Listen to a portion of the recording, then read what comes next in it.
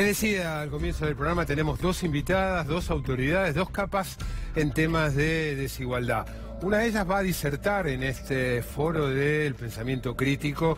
Rosa Cañete es una española de la organización Oxfam, una organización creada en la guerra para combatir contra el hambre en Oxford, pero que se ha transformado en una ONG con mucho predicamento en temas de desigualdad. Rosa, muchas gracias por venir. Buenas noches. Y Beatriz Ragland también es la representante local de otra ONG creada en Francia, ¿no es cierto?, ya por los 90, también interesada en los temas de desigualdad y bregando por la igualdad. Gracias, Raquel, por venir. Bueno, empecemos por nuestra invitada extranjera.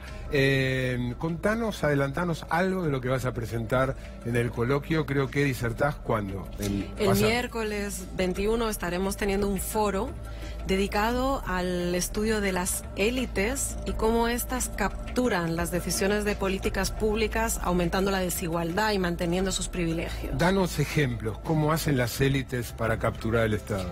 Bueno, el estudio que estamos lanzando marca 11 mecanismos. Hemos estudiado cómo lo hacen, ¿no? Cómo las élites consiguen posicionar sus privilegios. Estos 11 mecanismos que hemos identificado tras el estudio de más de 13 casos alrededor de toda la región latinoamericana, los más utilizados son, por ejemplo, la campaña mediática, lo que llamamos la puerta giratoria, este tránsito continuo entre altos ejecutivos del sector privado hacia funciones públicas. Acá en Argentina te puedes hacer un festín para estudiar eso. Efectivamente, o sea, el caso argentino es el 40% de los funcionarios del Ministerio de Hacienda y de Finanzas son altos ejecutivos de grandes compañías. Esto genera un conflicto de intereses muy importante a la hora de defender el bien público por encima del interés privado. ¿Qué otro mecanismo de estos 11 destacarías? El lobby feroz. El lobby, o sea, los sectores económicos que concentran tanta riqueza también les dan mucho poder para contratar lobistas, y en América Latina es uno de los mecanismos más utilizados por las élites económicas para influir en las decisiones públicas. Un lobby tanto formal, es decir, a través de los mecanismos formales de lobby, pero también informal. O sea, las élites se conocen entre sí, tienen espacios para discutir que están fuera de los espacios democráticos y legales sobre las decisiones públicas. Y un caso paradigmático, por ejemplo, es el caso chileno, cuando discutieron la reforma de Bachelet, una reforma que impulsaba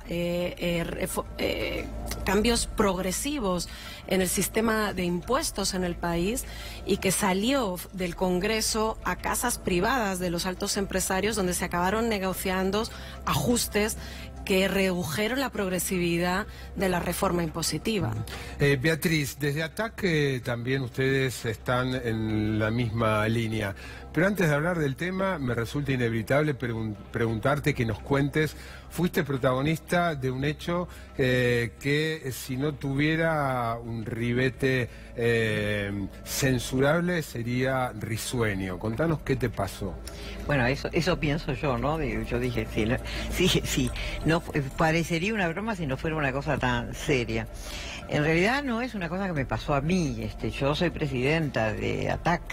Y ATAC es, contar en dos palabras. En dos palabras te digo, se creó en 1998 en Francia bajo la inspiración de Ignacio Ramonet y Bernard Cazeneuve, que eran directivos de Le Monde Diplomatique. Y como escuchaba recién lo de economía, tiene que ver con las crisis, con la crisis asiática y la crisis en México.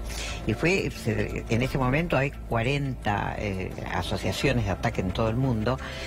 Formamos una red y se extendió para América Latina.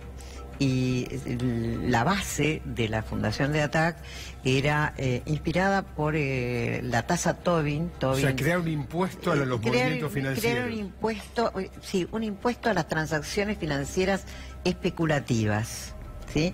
En ayuda al ciudadano, ¿no? Eso es lo que quiere decir la sigla. Pero después trascendió eso, ¿no? Después eso trascendió, bueno, porque entre otras cosas... No digo, fue más allá de sí, la fue propuesta bastante del más impuesto. allá, pero ahora, antes tenían el nombre, las dos T's, una de la tasa Tobin, pero bueno, Tobin no, No los avaló. conciliaba más con el neoliberalismo que con lo que opinábamos nosotros. Tobin, un economista muy importante, si no recuerdo mal, premio Nobel. Exactamente. Quisieron inspirarse en él y él no avaló, no estoy de acuerdo con eso que había propuesto. Después nos dijo, no usen mi nombre, por eso cambiamos un poco, pero digamos, la idea es esa, por más que tenemos ideas diferentes en cuanto a la economía, pero nos parecía que era importante una contribución, que es una contribución, no solucionás el esquema de fondo, no solucionás la estructura. Cobrando un mínimo impuesto a los claro, pero era mucho dinero. ¿Qué te pasó? Bueno, ¿o qué les pasó? ¿Qué nos pasó?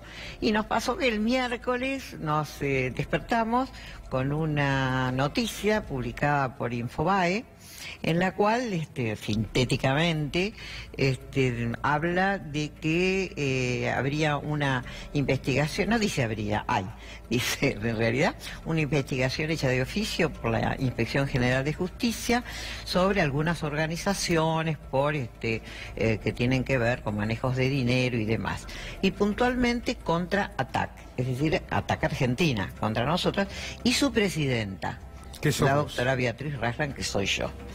Me pusieron 82 años, no tengo 82, digo que tengo 80, lo aclaro porque uno tiene su coquetería. Me parece bien. Insisten con que tengo 82, no. Pero ahora, la investigación existe. Existe y me ponen como lo que soy profesora, yo soy profesora consulta de la Facultad de Derecho de la Universidad de Buenos Aires. ¿Por qué? Y entonces dicen que, así muy sintéticamente, es decir, dan una serie de datos que son todos reales. Yo he dicho en todas las entrevistas, son reales. El tema es de dónde sacaron esos datos, porque alguien tuvo que darse. Los datos es que ustedes recibieron dinero nosotros, de fundaciones. No, toda la historia de quiénes somos, que en el 2006 dejamos de actuar un poco, que después retomamos, etcétera, etcétera, y que sobre todo porque habíamos recibido dos donaciones, dos aportes. ¿De muchos millones de dólares? Sí, imagínate. Uno era de 12.000 libras esterlinas, para ese entonces, diciembre del 17, era alrededor de 15.500 dólares, que vino de Global Justice Now, que es la versión ATAC en Gran Bretaña. Y que seguimos... Son típico aporte de fundación a fundación. No solo eso, sino que lo que nos implica es que eso lo íbamos a usar para la violencia contra la reunión del G20. Cuando eso en realidad fue una contribución que hubo para otra campaña que hicimos el año pasado, que éramos parte, que fue contra la Organización Mundial de Comercio. Y el otro aporte así millonario era en el mes de mayo de este año, 20.000 pesos.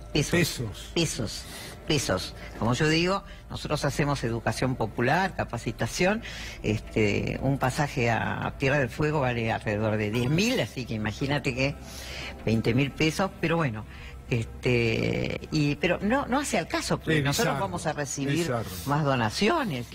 Esto es parte de que somos una red internacional. Rosa, alguna vez escribí, los mencioné a ustedes, porque llamó la atención, Christine Lagarde, curiosamente, cita datos de ustedes, varias veces lo ha hecho, para ilustrar la desigualdad del mundo. Aunque parezca mentira, el Fondo Monetario en los discursos, no en los consejos de política, pone énfasis en temas de desigualdad y cita los datos de ustedes, ¿los recordás? Sí, el tema es que la desigualdad se ha vuelto tan extrema que hasta los multimillonarios o organismos como el Fondo Monetario Internacional o el Banco Mundial están empezando a preocuparse, porque ya no porque afecte a las grandes mayorías, sino porque afecta la propia capacidad de creación de riqueza. El problema también con estos organismos es que si bien empiezan a preocuparse por la desigualdad, poco hacen en sus recomendaciones efectivas a los gobiernos, recomendaciones que van atadas a un préstamo para salvar la economía, que no son solo recomendaciones, no las llevan a cabo de cara a frenar esa desigualdad. Es decir, un doble discurso. Es un doble discurso, El dato, empiezan a preocuparse, corregime, las 8 personas más ricas del mundo tienen tanta riqueza como la mitad de la población mundial. Escucharon, ¿no? El año pasado, el 87% de la creación de nueva riqueza que se dio en el año fue a manos de solo el 1% de la población mundial. El 87% acabó en manos del 1%. Tremendo. Es insostenible y efectivamente está afectando ya no solo los derechos de todos y de todas, sino también incluso la propia capacidad de la economía para crecer.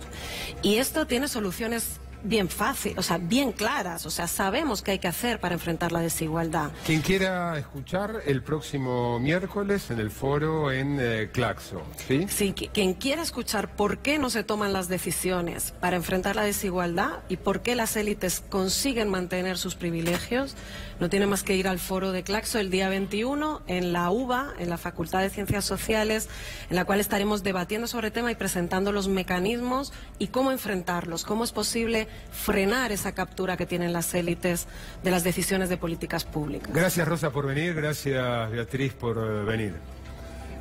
Nosotros volvemos a encontrarnos el próximo lunes a las 10 en punto de la noche. Por supuesto, quédense aquí en la pantalla de C5N. Está Julián Guarino con Recalculando. Chau.